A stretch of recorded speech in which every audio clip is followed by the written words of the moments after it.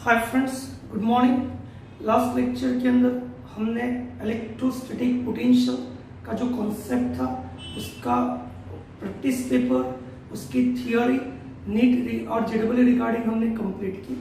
अब कैपेसिटर का जो पोर्शन है वो स्टार्ट करते हैं। तो कैपेसिटर समझे उसके पहले हम मेटल सरफेस को समझेंगे कि मेटल सरफेस को जब इलेक्ट्रिक फील्ड के अंदर रखते हैं तो क्या सिचुएशन होती है, और अगर चार्ज को मेटल सरफेस पे रखा जाए तो क्या होता है। ऑलरेडी एनसीईआरटी में जो पढ़ा है वही डिस्कस करना है, लेकिन फिर से एक बार रिवाइज कर लेते हैं। मान लो कि ये कंडक्टर है जो यूनिफॉर्म इलेक्ट्रिक फील्ड के अंदर है, ठीक है। अब बच्चों आप जानते हो कि external electric field and induced electric field दोनों कैसे है, अपोजिट डायरेक्शन में, जिसकी वजह से electron move from against the electric field, so positive charge is open. यहाँ पे एक एंड पॉजिटिव दूसरा नेगेटिव है, तो हमें इलेक्ट्रिक फील्ड मिलेगी, इंड्यूस्ड इलेक्ट्रिक फील्ड। ओके, यहाँ पे एक्सटर्नल इलेक्ट्रिक फील्ड धीरे धीरे कम होती जाएगी, इंड्यूस्ड इलेक्ट्रिक फील्ड इंक्रीज होती जाएगी। एक सिचुएशन आएगी कि जब नेट इलेक्ट्रिक फील्ड जीरो होगा, further electron cannot move against the electric field. At that time, the maximum electron at one end, maximum positive charge open at opposite end, and that's why if we consider the Gaussian surface very close to metal, the enclosed charge is zero, electric field intensity is zero, potential is constant, V equal to constant and equal to potential on surface. Electric field intensity is perpendicular to surface. If we image the cavity inside the metal, the enclosed charge also be zero. Electric field inside the cavity is zero, known as electrostatic shielding. ठीक है, तो ये situation हम already discuss कर चुके हैं। क्या क्या होता है बच्चों? Inside a conductor, electrostatic field is zero. At the surface of charged conductor, electrostatic field must be normal to the surface at every point. The interior of the conductor can have no excess charge in the static situation. Okay, net charge zero नहीं है। Static situation मतलब induced electric field and external electric field जब दोनों same हो जाएंगे तो metal body के अंदर इनसाइड स्टैटिक चार्ज क्या हो जाएगा, नेट चार्ज क्या हो जाएगा, जीरो हो जाएगा। ठीक है, electrostatic potential is constant through out the volume of the conductor and has the same value of the surface and electric field inside the cavity is zero. ठीक है बच्चों, अब इससे उल्टा property of conductor for electrostatic condition. अब metal surface के ऊपर हम चार्ज स्प्रे करते हैं। मेटल होगा तो charge only residing on surface. Okay, अगर सरफेस चार्ज डेंसिटी सेम है तो एंटायर सरफेस पे चार्ज डिस्ट्रीब्यूशन भी कैसा होगा, सेम होगा। तो ऐसी सिचुएशन में आप ध्यान से देखो, मैंने यहाँ पे आपको पढ़ाया था कि एक सिलेंड्रिकल गॉसियन सरफेस लिया, इनर पोर्शन के साथ लिंक्ड फ्लक्स जीरो है, यहाँ पे फ्लक्स मिला और हमें एक फॉर्मूला मिलेगी E equal to sigma upon 2 epsilon g।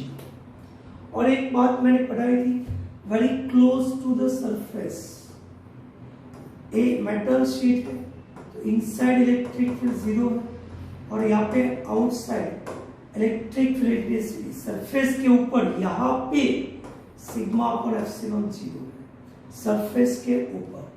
तो यहाँ पे जीरो, थोड़ा की inside zero, outside sigma upon epsilon zero, तो हम एवरेज वैल्यू लेते थे sigma upon 2 epsilon zero, very close to the plate. यहाँ पे इंटेंसिटी क्या आएगी, sigma upon 2 epsilon zero. Metal sheet के ऊपर सिग्मा अपॉन एप्सिलॉन जीरो है, लेकिन इसके वेरी क्लोज हम एवरेज इलेक्ट्रिक फील्ड इंटेंसिटी लेते हैं और उसकी वैल्यू हम कितनी लेते हैं, sigma upon 2 epsilon zero.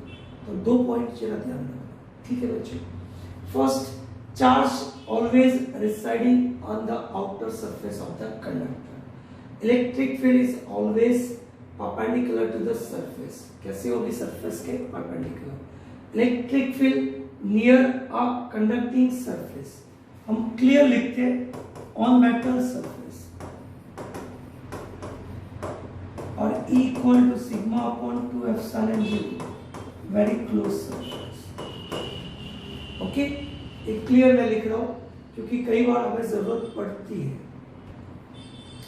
Conductor are the material which contain large number of free electron which can move freely inside the metal.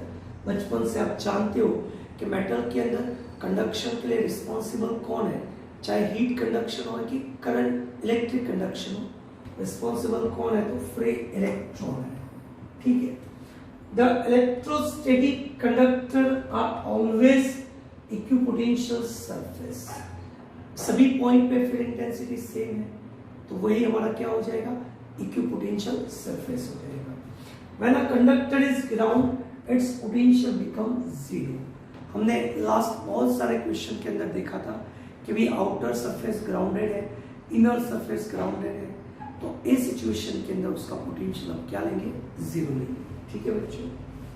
Shedding of charge मैंने ऑलरेडी पढ़ा है बच्चों कि whenever two spheres are connected with conducting wire, whatever the electron move from lower potential to higher potential, and that's why after some times the potential remain constant. दोनों का potential कैसा हो जाएगा, सेम. अगर पोटेंशियल कांस्टेंट हुआ तो V equal to KQ upon R, sorry V equal to KQ upon R. Q is proportional to क्या हो जाएगा, Q is proportional to R. साथ में E equal to V upon D है. Okay.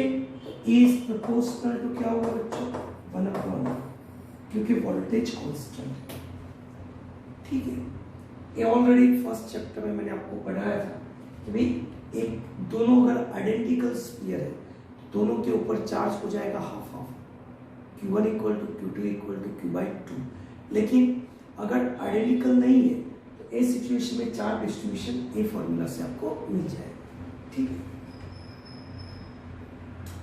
अब यहां से हमारा टॉपिक स्टार्ट होता है कैपेसिटर और कैपेसिटेंस.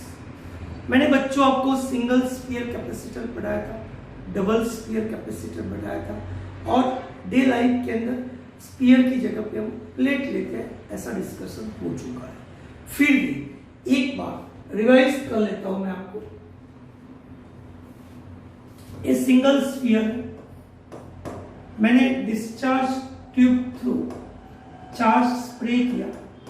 अगर मेटल है तो एंटायर सरफेस के ऊपर चार्ज यूनिफॉर्मली डिस्ट्रीब्यूट हो जाएगा. ठीक है बच्चों. अब ये चार्ज की वजह से यहाँ पे जो एयर मॉलिक्यूल्स है उसका आयनाइजेशन होगा.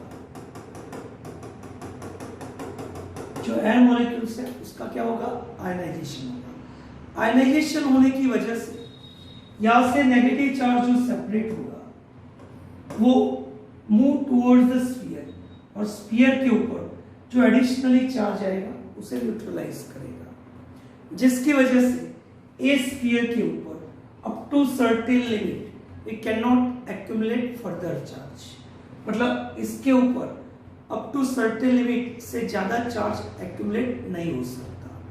तो यहाँ पे जो चार्ज एडिशनल चार्ज है इसके अंदर लीकेज हो रहा है,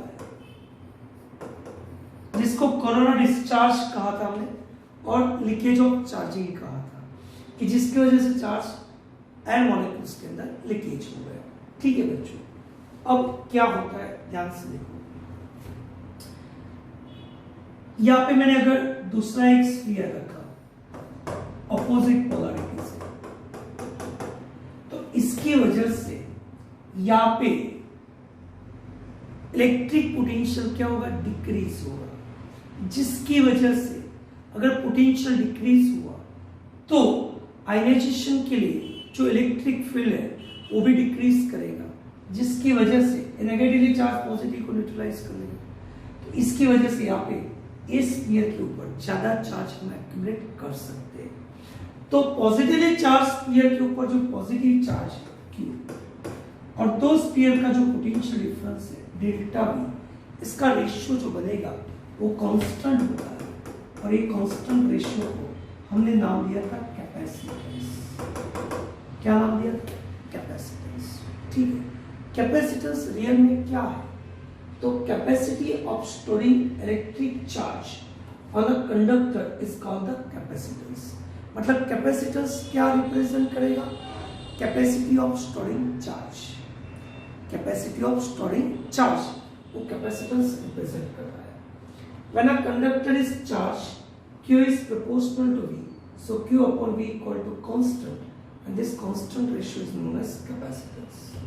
यूनिट क्या है? तो कूलम पर वोल्ट और Faraday.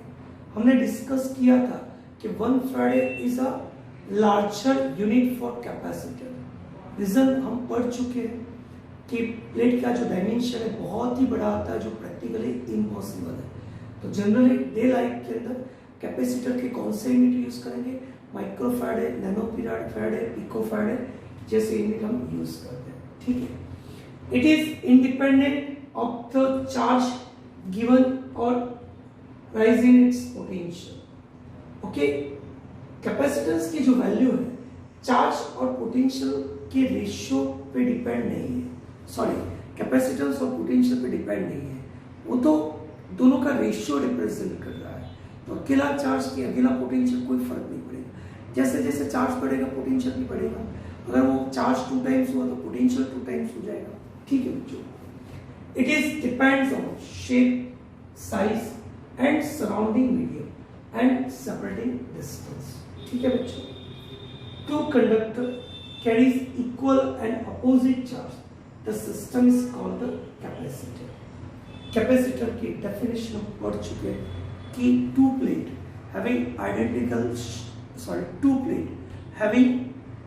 equal and opposite charge, non-symmetrical shape, non-symmetrical volume, ऐसा कोई भी आर्बिट्ररी शेप हम ले लें और वेरी क्लोज फाइनाइट डिस्टेंस के पास रखें तो उसे हम क्या कहते हैं? कैपेसिटर कहते हैं। कैपेसिटेंस के अंदर ध्यान रखना, charge on positively charge plate divide by PD between two plate, जिससे हम दो चार्ज के सिस्टम का कैपेसिटेंस कहते हैं। ठीक है, सिंगल स्फीयर के लिए ये हम फॉर्मूला याद रखिए। जब सिंगल स्फीयर आए तो दूसरा कैपेसिटर कहाँ पे इमेज करना है? इनफाइनाइट डिस्टेंस के ऊपर। ठीक है, for a system of 2 sphere, यहाँ पे 2 स्फीयर की हम बात कर रहे हैं, जिसमें से या तो आउटर स्फीयर को ग्राउंड करेंगे या तो इनर स्फीयर को हम ग्राउंड करेंगे। ये वाला कॉन्सेप्ट ऑलरेडी नीट के लेक्चर में मैंने थियरी पोर्शन में और सम के अंदर 2 बार करवाया है, फिर भी एक बार फिर से हम देख लेते हैं। ऑफिशियली थियरी है इसमें कि मान लो कि मैंने आउटर स्फीयर को ग्राउंड किया है। अगर आउटर स्फीयर को ग्राउंड किया और इनर स्फीयर के ऊपर मैंने चार्ज दिया सपोज Q, तो क्या होगा? या बी पे चार्ज इंड्यूस होगा इनर सरफेस के ऊपर, सपोज Q डैश। ओके, तो बी का पोटेंशियल 0 है क्योंकि बी ग्राउंड है। तो बी का पोटेंशियल 0 है तो बी का पोटेंशियल क्या होगा बच्चों? VB equal to VBA plus VBB। पहले VBB खुद का पोटेंशियल प्लस ए की वजह से पोटेंशियल। ठीक है, खुद का पोटेंशियल कितना? तो KQ upon R2, KQ upon R2।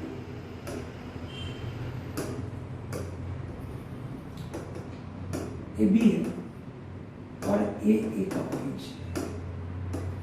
Okay, sequence में लिखा। ए प्लस क्यू चार्ज की वजह से R2 डिस्टेंस पे बी पॉइंट पे पोटेंशियल है KQ अपॉन R2। यहाँ पे चार्ज मैंने इनर सरफेस पे Q डैश इमेज किया, तो Q डैश चार्ज की वजह से पोटेंशियल क्या होगा? KQ upon R2। So Q equal to -2, यहाँ पे माइनस चार्ज हो गया, यहाँ पे प्लस चार्ज है। ओके, तो पॉजिटिव नेगेटिव मतलब और बाउंड कंडीशन है, मतलब एक कैपेसिटर हो गया, जैसे दो प्लेट लेते हैं वैसे क्या हो गया, कैपेसिटर हो गया, और इसका कैपेसिटेंस मुझे फाइंड करना है। कैसे फाइंड करोगे बच्चों? तो पहले इंड्यूस चार्ज मैंने शो किया, Q इक्वल टू -2 है, यहाँ पे प्लस चार्ज, यहाँ पे माइनस चार्ज, यहाँ पे चार्ज क्या हो गया, 0। ओके, इतना समझ में आ गया? ठीक है। अब B का पोटेंशियल तो 0 है, A का जो पोटेंशियल है वो मिल गया KQ R2 minus R1 upon R1 plus R2। Okay, कैसे? तो A का पोटेंशियल लिखा KQ upon R1 plus K minus Q upon R2। Okay, KQ common निकाल दो और सॉल्व करो। अब बच्चों कैपेसिटेंस क्या है? तो चार्ज और पॉजिटिवली चार्ज प्लेट, मतलब ये स्मॉलर वाला जो स्फीयर है उसका charge divide by changing potential. B का पोटेंशियल 0 है, B का पोटेंशियल 0 है, इसलिए जो भी पोटेंशियल है वो किसका होगा, A का। तो मैंने लिखा VA माइनस VB, वैल्यू रखी, सॉल्व किया, तो मुझे कैपेसिटेंस की फॉर्मूला मिल गया, जो आपको याद ही रखना है। एग्जाम में आपको प्रूव नहीं करना पर्टिकुलर नीड में भी, आप ये फॉर्मूला को याद रखो बच्चों, आपके लिए बहुत इजी हो जाएगा। ठीक है, अब इससे ऑपोजिट मैंने इनर वाले स्फीयर को ग्राउंड किया और आउटर स्फीयर के ऊपर चार्ज को स्प्रे किया। Charge on outer sphere is capital Q। Okay, तो इनर पे कितना चार्ज इंड्यूस होगा वो हमें फाइंड करना है। तो इनर पे पोटेंशियल 0 है, यहाँ पे Q चार्ज, यहाँ पे मैंने Q कंसीडर किया, तो KQ upon R1 plus KQ upon R2 equal to 0, तो Q equal to minus Q R1 upon R2। अब चार्ज को, ये चार्ज हमें मिल गया, फिर से रिडिस्ट्रीब्यूशन करते हैं। भाई ये वाला चार्ज मुझे मिल गया A की इनर सरफेस के ऊपर, सॉरी A की आउटर सरफेस के ऊपर, कितना, minus Q R1 upon R2, उतना ही B की आउटर सरफेस के, इनर सरफेस के ऊपर, ये प्लस माइनस है, यहाँ पे प्लस होगा, लेकिन एक्चुअल में Q की सरफेस पे कितना चार्ज था, Q, यहाँ पे बचा कितना, यहाँ पे मैंने Q R1 अपॉन R2 अंदर ले लिया, तो उतना यहाँ पे मुझे माइनस करना पड़ेगा। समझ में आया बच्चों? और आप जानते हो कि R1 की वैल्यू लेस है, तो ये वैल्यू कम आएगी। यहाँ पे पॉजिटिव चार्ज है, यहाँ पे भी पॉजिटिव चार्ज है, और यहाँ पे नेगेटिव चार्ज है। तो ये वाली जो प्लेट है दो कैपेसिटर में कॉमन है, इसको मैं अच्छे से समझाऊं तो A की इनर सरफेस, सॉरी A की आउटर सरफेस, B की इनर सरफेस, ये B की आउटर सरफेस और एक इनफाइनाइट डिस्टेंस, मतलब यहाँ पे दो कैपेसिटर बने, एक सिंगल स्फीयर कैपेसिटर और एक double sphere. Okay, single sphere के लिए दूसरी जो प्लेट है वो कहां पे, इनफाइनाइट में, और यहाँ पे ये जो कैपेसिटर है ये बना, देखो ध्यान से, प्लस माइनस दिखाई देगा, एक ए वाला कैपेसिटर बनेगा और दूसरा ए वाला कैपेसिटर बनेगा। ओके, दोनों का प्लस प्लस एक दूसरे के साथ कनेक्टेड है, तो कौन सा कनेक्शन होगा, सीरीज कनेक्शन। तो सीरीज कनेक्शन के लिए कैपेसिटेंस बच्चों जानते हैं, सॉरी प्लस के साथ प्लस है तो पैरेलल कनेक्शन होगा, सॉरी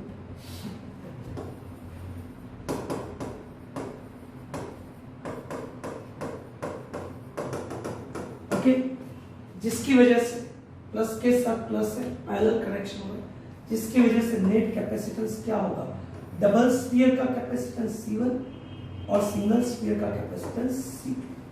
तो मुझे क्या चाहिए बच्चों, C1 एंड C2 चाहिए। चलो पहले C1 फाइंड करते हैं। C1 के लिए क्या करेंगे, तो C1 के लिए ये दोनों का पोटेंशियल डिफरेंस फाइंड करके हमें क्या फाइंड करना पड़ेगा, कैपेसिटेंस। लेकिन ऐसा कैपेसिटेंस तो ऑलरेडी ऊपर डिफाइन कर चुके हैं, कितना था 4ε0 R1 R2 अपन R2 माइनस R1। तो ये वाली फॉर्मूला यहाँ पे यूज कर ली मैंने, ध्यान से देखो, 4πε0 R1 R2 अपन R1 plus R2 inside induce charge की वजह से एक कैपेसिटेंस मिल गया। ओके, और ये अब नहीं ऐसे भूल जाओ, ये अंदर वाला स्फीयर नहीं है, सिर्फ एक ही स्फीयर बचा, आउटर वाला जिसके रेडियस क्या है बच्चों, r2, और चार्ज क्या है, q minus q dash. Okay, और इसकी वजह से मुझे कैपेसिटेंस चाहिए, तो capacitance is independent on charge, so 4πε0 into r। Sphere का कैपेसिटेंस हम जानते हैं 4πε0, दोनों को ऐड कीजिए तो हमें नेट कैपेसिटेंस मिल जाएगा, कितना, 4πε0 r2² माइनस r। तो बच्चों ये फॉर्मूला याद रखना, डिराइव करने की जो मेथड है, अगर याद न रहे तो कोई इश्यू नहीं है। अगर inner sphere is grounded and charge spray on outer surface, तो in this situation the capacitance of the capacitor is C equal to 4πε0 r2² minus r1। ठीक है, चलो नेक्स्ट पैरेलल प्लेट कैपेसिटर जो हमने ऑलरेडी पढ़ा है, लेकिन फिर से एक बार डिस्कस कर लेते हैं। इनसाइड फील्ड इंटेंसिटी क्या होगी, sigma upon 2ε0। Electric potential between two plate क्या होगा, E equal to V equal to ED, ये डिस्टेंस है। कैपेसिटेंस कितना होगा, A0 अपॉन D, अगर कोई मीडियम नहीं है वैक्यूम, और एयर श्रेष्ठ equal to KF0 upon D और गिवन मीडियम। फोर्स कितना होगा, Q² upon 2C upon D, या तो 1/2 अपॉन D। कोई भी एनर्जी की जो फॉर्मूला है उसको D से डिवाइड करना, ठीक है। एनर्जी स्टोर कितनी होगी, तो ये हमने थियरी में प्रूव किया था, और एनर्जी डेंसिटी क्या होगी ये भी हमने प्रूव किया था। Energy divide by its volume मतलब 1/2 E², E की वैल्यू रखी मैंने V अपॉन D, ठीक है बच्चों। सिलेंड्रिकल कैपेसिटर ये ऑलरेडी मैंने नेट के लेक्चर में प्रूव किया था, फिर भी सम के अंदर प्रूव किया था, फिर भी एक बार ध्यान से देख लो कि मान लो कि आउटर सिलेंडर है वो ग्राउंड है, मतलब आउटर का पोटेंशियल क्या हो जाएगा, 0। नाम भी दे सकते हो A एंड D, इसको हम नाम दे देते B, नाम दे देते A, VB इक्वल टू क्या होगा बच्चों, 0। अब यहाँ पे पॉजिटिव चार्ज है तो इसकी वजह से इलेक्ट्रिक फील्ड इनसाइड मिलेगी, और हम चार्ज को मूव करेंगे A टू B, मतलब डिस्प्लेसमेंट कहाँ पे होगा, A टू B के डायरेक्शन में, दोनों अपोजिट डायरेक्शन में, तो जो भी वर्क होगा वही चेंजिंग पोटेंशियल हो जाएगा। तो मैंने potential difference E equal to minus R cap लिखा, Q माइनस लिखा, अपोजिट है इसलिए। Okay, VB minus V final potential minus initial potential, VB minus V equal to minus A to B E dot BR, E की value रखी। Displacement कहाँ पे है, A to B है तो ये प्लस लिया, माइनस माइनस प्लस हो गया, सॉल्व किया तो मुझे कैपेसिटेंस की फॉर्मूला मिल गई 4/2πε0 upon ln B upon E, ठीक है बच्चों। तो ये फॉर्मूला याद रखो, मैंने डिराइव किया है लेकिन इसकी जरूरत नहीं है। हाँ ठीक है, सम के अंदर बराबर है, सम अगर पूछे कि derive the electric potential for cylindrical capacitor तो 3 मार्क्स के लिए स्कूल एग्जाम में हमें लिखना पड़ता है। चलो, इफेक्ट ऑफ डाइलेक्ट्रिक, बच्चों आप जानते हैं कि पहले सिंगल स्फीयर की बात की, फिर डबल स्फीयर के अंदर चार्ज स्टोरिंग कैपेसिटी बढ़ाई और मुझे पोटेंशियल को डिक्रीज करना है, इसलिए हम दो प्लेट के बीच डाइलेक्ट्रिक सब्सटेंस रखते हैं, जिसकी वजह से पोटेंशियल क्या होगा, डिक्रीज होगा, इलेक्ट्रिक फील्ड इंटेंसिटी डिक्रीज होगा, चार्ज स्टोरिंग कैपेसिटी क्या होगी, इंक्रीज होगी। ये सब डिस्कशन एनसीईआरटी में मैंने किया है, इसलिए आप खुद देख लेना, हम फिर से डिस्कस नहीं करते। डाइलेक्ट्रिक स्ट्रेंथ क्या है, डाइलेक्ट्रिक मटेरियल क्या है, पोलर नॉन पोलर क्या है, ये सब कुछ आपको अच्छे से डिस्कस कर चुके हैं। In the presence of electric field E equal to V0 upon D equal to sigma upon ε0 equal to Q upon ε0, capacitance ε0 upon D। अगर मीडियम मैंने रखा तो हाँ गलत लिखा है, ये प्रेजेंस के लिए और ये एब्सेंस के लिए, ध्यान रखना गलती से हो गया है। इलेक्ट्रिक फील्ड के पार्ट हो जाएगी, पोटेंशियल के पार्ट हो जाएगा, कैपेसिटेंस के टाइम्स हो जाएगा, surface charge density sigma 1 minus 1 upon के। तो इन द प्रेजेंस और in the absence of dielectric क्या होगा, ये जरा ध्यान से देख रहे हैं। अब ये इक्वेशन मैंने दो जगह पे यूज किया था, फॉर्मूला डिराइव नहीं की थी, देख लेते हैं। Dielectric slab inside a parallel plate. मान लो कि दो प्लेट है, एक के ऊपर पॉजिटिव चार्ज, दूसरे के ऊपर नेगेटिव चार्ज, मतलब ये हमारा कैपेसिटर हो गया ऑफिशियल। इसके अंदर मैंने एक डाइलेक्ट्रिक स्लैब रखा पार्शियल, ओके 100% फिलअप नहीं किया, पार्शियल, जिसकी थिकनेस क्या है T। तो बाकी का जो मीडियम है वहां पे एयर है, तो कितने डिस्टेंस में एयर होगा, D माइनस टी डिस्टेंस के अंदर एयर होगा, तो उसका पोटेंशियल लिखा E0 D माइनस टी। बाकी क्या बचा, डाइलेक्ट्रिक, जिसका पोटेंशियल क्या होगा E इंटू टी, लेकिन पोटेंशियल कितना हो जाएगा, इलेक्ट्रिक फील्ड कितनी हो जाएगी K पर, सो E0 upon K into T. E0 common ले, E0 की वैल्यू जानते हो sigma upon epsilon 0, sigma equal to जानते हो Q upon epsilon 0, cross multiply करो, ये वाली है फॉर्मूला जो बच्चों आपको याद रखना है।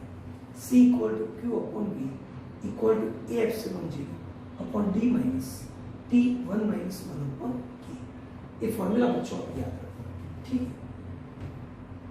अगर मैंने मेटल शीट ली, ये मेटल शीट ले ली, तो मेटल के लिए K equal to infinite, dielectric constant metal का क्या है इनफाइनाइट, तो ये फॉर्मूला में K इनफाइनाइट ले लो, ये 0 हो गया, A epsilon 0 upon D minus T। अगर मैंने ये डाइलेक्ट्रिक पूरा भर दिया, तो C' equal to A epsilon 0 upon D into K, capacitance K times बढ़ जाएगा, ठीक है। चलो इलेक्ट्रोस्टैटिक प्रेशर, अब इतना तो कंफर्म हो कि मेटल के अंदर चार्ज कहाँ पे होता है, सरफेस के ऊपर, very close to this surface. Electric field intensity sigma upon 2 epsilon 0 है, सिग्मा अपॉन 2 एप्सिलॉन 0, मेटल के ऊपर सिग्मा अपॉन एप्सिलॉन 0 है, very close to metal surface क्या है, सिग्मा अपॉन 2 एप्सिलॉन 0। मैंने यहाँ पे एक छोटा सा सरफेस एलिमेंट लिया, ओके, तो इसके ऊपर फोर्स कितना आएगा, force equal to Q into E, F equal to Q E into D, E equal to क्या लिखा, सिग्मा अपॉन 2 एप्सिलॉन 0, और charge equal to sigma into D, surface charge density, okay. एक Q मैंने 2 से divide किया, very close to surface, average intensity है। dF by ds force divide by area, मतलब क्या होगा, प्रेशर कितना, सिग्मा स्क्वायर अपॉन 2 एप्सिलॉन 0। ये फॉर्मूला बच्चों याद रखना। इलेक्ट्रोस्टैटिक प्रेशर कितना होगा, सिग्मा स्क्वायर अपॉन 2 एप्सिलॉन 0, और कहाँ पे होगा, रेडियली आउटवर्ड। सिग्मा स्क्वायर है, पॉजिटिव हो कि नेगेटिव, स्क्वायर है, इसके मैग्नीट्यूड तो कैसा हो जाएगा, प्लस ही हो जाएगा, ठीक है। चलो लिक्विड चार्ज सरफेस के ऊपर, मान लो कि एक लिक्विड का बबल्स और सॉफ्ट बबल है, ठीक है। तो सॉफ्ट बबल के इनर और outer pressure Pi and P0 तो हम जानते हैं, सरफेस टेंशन की वजह से प्रेशर लगेगा Pt, और अगर चार्ज स्फीयर है, चार्ज सॉफ्ट बबल है, तो उसका इलेक्ट्रिकल फोर्स रेडियली कहाँ लगेगा, आउटवर्ड लगेगा। तो इक्विलिब्रियम सिचुएशन में P plus Pi equal to PO plus Pt, दो प्रेशर इनर है और दो प्रेशर आउटर है, ओके। अगर इनर और आउटर प्रेशर मैंने सेम कंसीडर किया, अंदर भी है बाहर भी है, प्रेशर सेम हो जाएगा, तो ये 0 हो गया, तो मुझे एक इक्वेशन मिला जो बहुत सारे एमसीक्यू सॉल्व करने में हेल्प करता है। 40 upon R equal to sigma square upon 2 epsilon 0। Air bubbles in air medium to 40 upon R, bubbles in water medium 2T upon R, हम पढ़ चुके हैं, ठीक है। इससे क्वेश्चन जनरली पूछते हैं कि if charge on a sphere is increase on a soft bubble, what about the dimension? तो P increase होगा, तो रेडियली आउटवर्ड है, जिसकी वजह से डायमेंशन क्या होगा बच्चों? इंक्रीज होगा। Combination of identical charge drop, n number of drop combine and make a single drop, तो इस सिचुएशन में क्या होगा? मैंने जब एनसीईआरटी पढ़ाया उस वक्त क्लियर किया था, एक समय भी मैंने बताया था, और आज ऑफिशियली देख लो। एक तो रेडियस कितनी हो जाएगी? n⁻⁻⁻r। कैसे? तो वॉल्यूम सेम होगा, v1 इक्वल टू v2 से कंपेयर कर लो। पोटेंशियल क्या होगा? तो q upon r, q n times ले लो और r n टाइम्स ले लो और r की वैल्यू n⁻⁻³ ले लो, पोटेंशियल मिल जाएगा। कैपेसिटेंस कितना होगा? C equal to q upon v, charge n times है, पोटेंशियल n⁻⁻² है, तो क्या बनता है?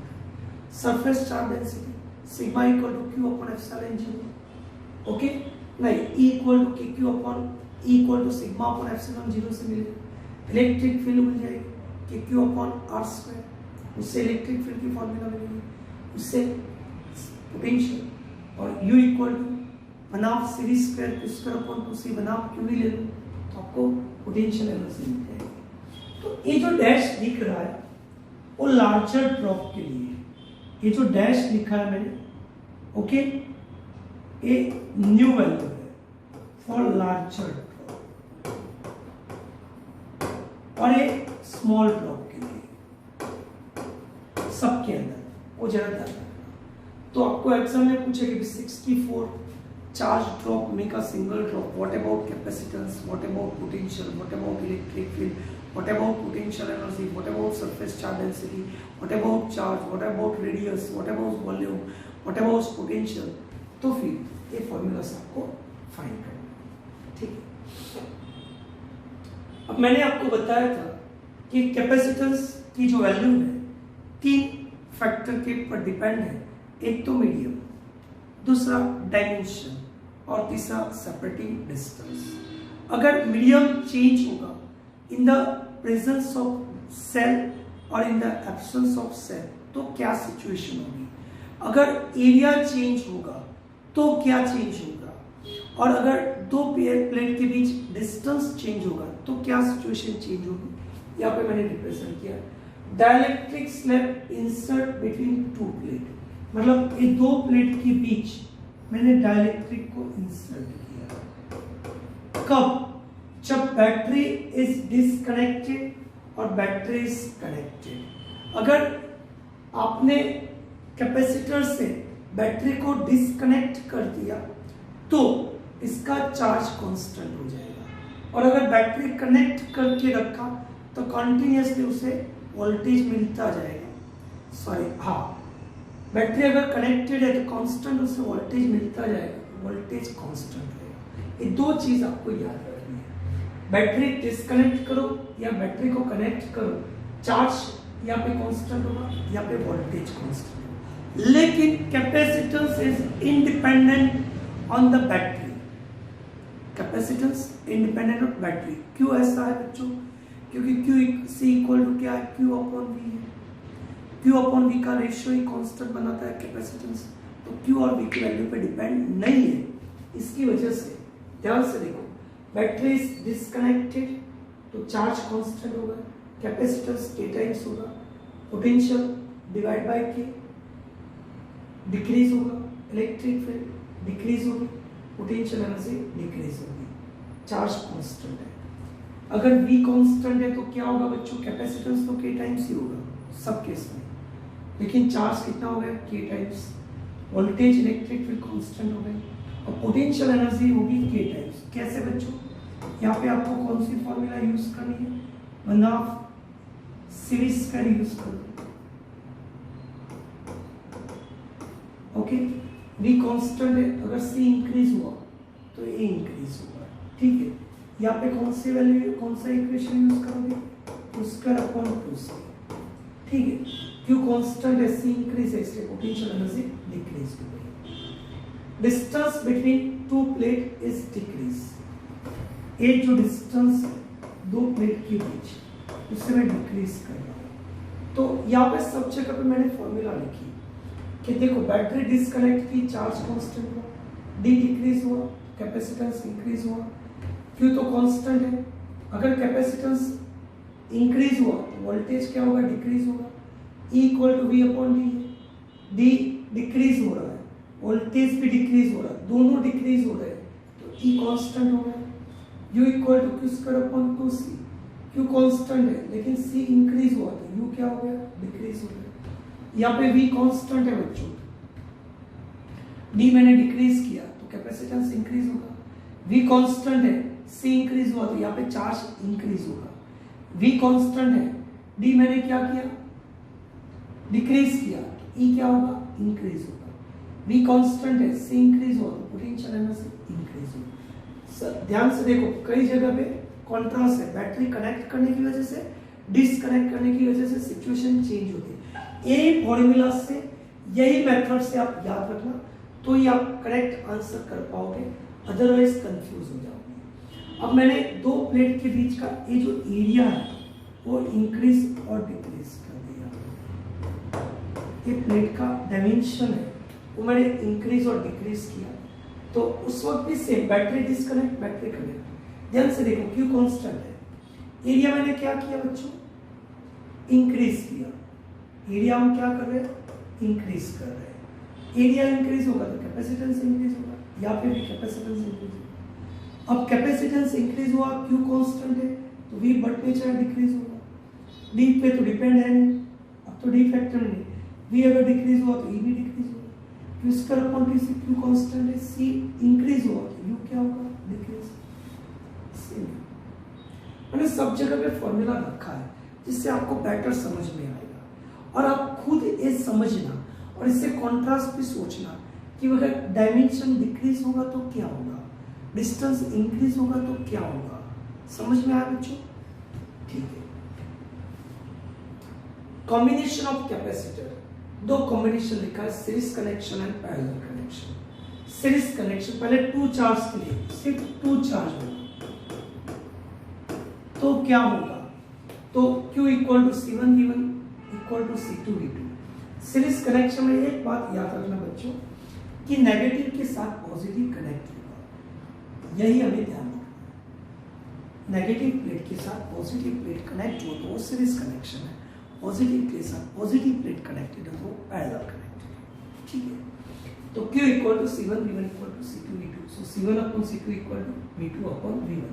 क्रॉस मल्टीप्लाई करके सॉल्व करो बच्चों तो आपको दो वैल्यू मिलेगी, एक V1 और V2, कि भाई यहाँ पे कितना वोल्टेज लॉस होगा, यहाँ पे कितना लॉस होगा, तो इसकी मुझे वैल्यू देनी है। टोटल आपने V वोल्ट दिया, इसमें से यहाँ पे कितना वोल्टेज लॉस होगा तो C2V upon C1 plus C2, यहाँ पे कितना लॉस होगा C1V upon C1 plus C2। ये किसके लिए है, सिर्फ और सिर्फ दो कैपेसिटर के लिए।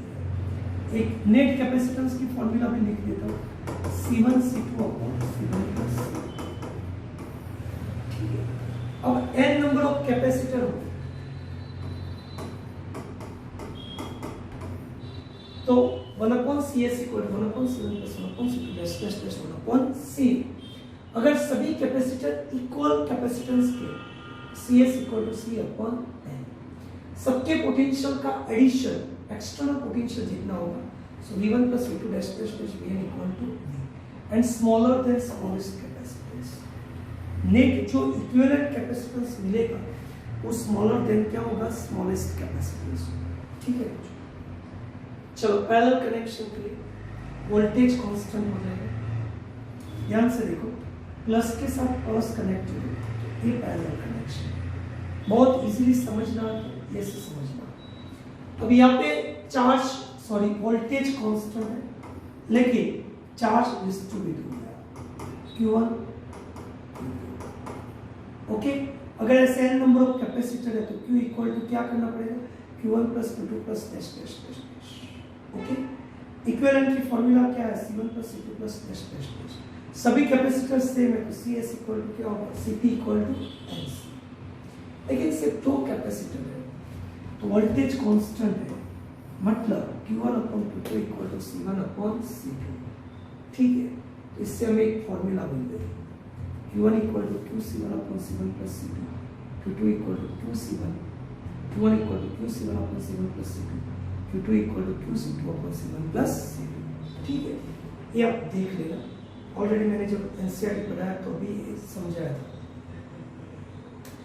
अब लास्ट टॉपिक है कंबाइनेशन ऑफ स्लैब। स्लैब का कंबाइनेशन कैसे करते हैं बच्चों?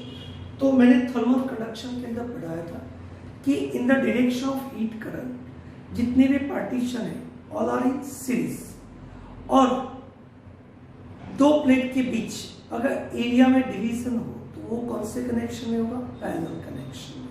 ठीक है, यहाँ पे दो, मैंने बीच में एक प्लेट रखी, ओके, तो तीन प्लेट है तो दो कैपेसिटर बनेंगे। नंबर ऑफ कैपेसिटर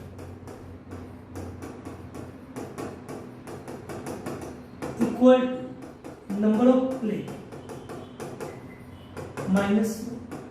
सो यहाँ पे कितने कैपेसिटर बन गए? दो कैपेसिटर। अब दोनों ये डायरेक्शन में चार्ज आ रहा है, तो in the direction of charge,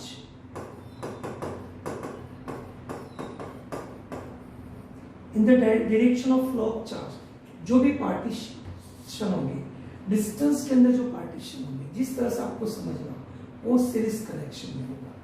a constant रहेगा, ओके। इसका कैपेसिटेंस कितना? तो K1 इंटू C0, इसका कितना? K2 into C0। Distance half half हो गया, D1 D2 भी हो सकता है, D1 D2 भी हो। इसका कैपेसिटेंस क्या होगा? A epsilon 0 upon D1 into K1, A epsilon 0 upon D2 into K2, और दोनों का सीरीज ऐड कर लिया। ठीक है, सेम अगर एरिया के अंदर डिवीजन हो रहा है और डिस्टेंस कांस्टेंट रहे, डिस्टेंस कांस्टेंट रहे, ये दोनों कौन से कनेक्शन में आएंगे? पैरेलल कनेक्शन में। पैरेलल कनेक्शन में C equal to C1 plus C2। आप ये डायरेक्टली, जनरली दो से ज्यादा नहीं पूछेंगे, तो ये डायरेक्टली आप फॉर्मूला याद रख सकते हो। ठीक है, और ध्यान रखना डिस्टेंस में पार्टीशन है कि एरिया के अंदर पार्टीशन है। शेयरिंग ऑफ चार्ज, ये तो ऑलरेडी डिस्कस हो चुका है, फिर भी दो स्फीयर को मेटल वायर से आप कनेक्ट करो तो इनिशियली इसका चार्ज होगा C1V1 C2V2, और finally after connect the metal wire, इसका common potential V equal to C1 plus C2 into V equal to क्या हो जाएगा? C1V1 plus C2V2। दोनों को कनेक्ट करने के बाद दोनों का common potential, constant common potential क्या होगा? C1V1 plus C2V2 upon C1 plus C2। Okay, C1V1 plus C2V2 upon C1 plus C2। इसके ऊपर कितना चार्ज डिस्ट्रीब्यूट होगा? तो QR1 upon R1 plus R2, QR2 upon R1 plus R2। Capacitor के form में सोचिए तो Q1 dash equal to QC1 upon C1 plus C2 and Q2 dash equal to QC2 upon C1 plus C2। Okay, and energy loss की formula बच्चों याद रखना। जब दो स्फीयर को, दो प्लेट को मेटल वायर से आप कनेक्ट करोगे तो मेटल के अंदर कुछ ना कुछ एनर्जी लॉस होगी in terms of joule heat. ठीक है, इसलिए माइनस साइन यहाँ पे मैंने शो किया है। माइनस का मतलब क्या समझना है? एनर्जी लॉस समझना है। इतनी एनर्जी मेटल के अंदर हीट एनर्जी के फॉर्म में लॉस हो जाएगी। मैंने बच्चों आपको पढ़ाया था कि ऐसे दो कैपेसिटर को हम कनेक्ट, एक कैपेसिटर को बैटरी तो कनेक्ट करके इसे चार्ज करते हैं, ओके, और उसके बाद आइडेंटिकल कैपेसिटर कनेक्ट करते हैं, तो एनर्जी ऑन ईच कैपेसिटर कितनी होगी? U/2, और पूरी सिस्टम की क्या होगी? U/2। ये आप लिख लेना, school level, board GUJCET level के क्वेश्चन में ये मोस्ट टाइप क्वेश्चन है, जनरली पूछते हैं। ठीक है बच्चों, यहाँ पे हमारा ये जो कैपेसिटर के रिगार्डिंग जितने भी कॉन्सेप्ट थे वो मैंने डिस्कस किए। आई होप कि दोनों पोर्शन, इलेक्ट्रिक पोटेंशियल और कैपेसिटेंस के दोनों पोर्शन की जो थियरी है आप अच्छे से समझ के अच्छे से लर्न करोगे। ठीक है बच्चों, नेक्स्ट लेक्चर के अंदर, नीट के लेक्चर के अंदर हम क्या करेंगे बच्चों? एक कैपेसिटर के कुछ क्वेश्चन एडिशनल करेंगे और उसका एक प्रैक्टिस पेपर दूंगा, वो भी मैं आपको सॉल्व करवा दूंगा, कोई इश्यू नहीं है। लेकिन प्रैक्टिस पेपर को आप खुद ट्राई करना, खुद सॉल्व करना। ठीक है बच्चों, विश ऑल द बेस्ट।